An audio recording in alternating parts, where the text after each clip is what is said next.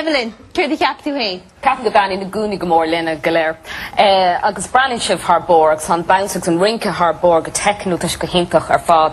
Ach lá Bailí Tríd méid lor bhd ag an difriúil, beidir athrú tempo, athrú mood beag an hána zera go mór lam, agus bhí sin beag an difriúil, beidir go mbeadh an spirit sin na tastal níos luithe sa Damsha. Ach breann sibh thar bór agus buin mé an tanabas. Ach just bhd ag an just nóta difriúil beidir I lór an Damsha.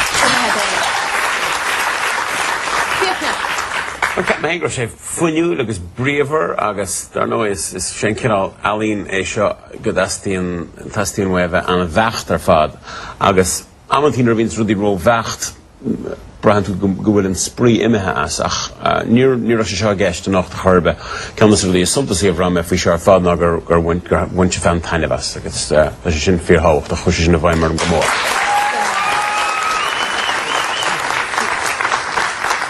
Would you take a thing in chin? Well, Neil na gúnaí could just leis an gúna tartsa, well, I'm scared to talk.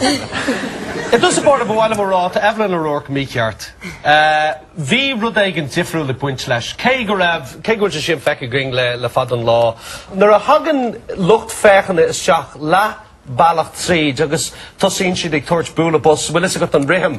Cílíonn siad sin bhfuil rud ag an anmhaith tarlú an tear an státe idir sibh agus an lucht fechanna. You're great.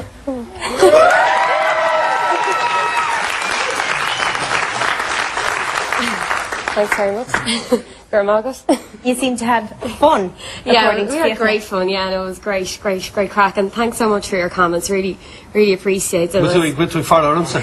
You look at me when you say that, yeah. You should be so lucky, Tom O'Brien. Well, about more good Damsha.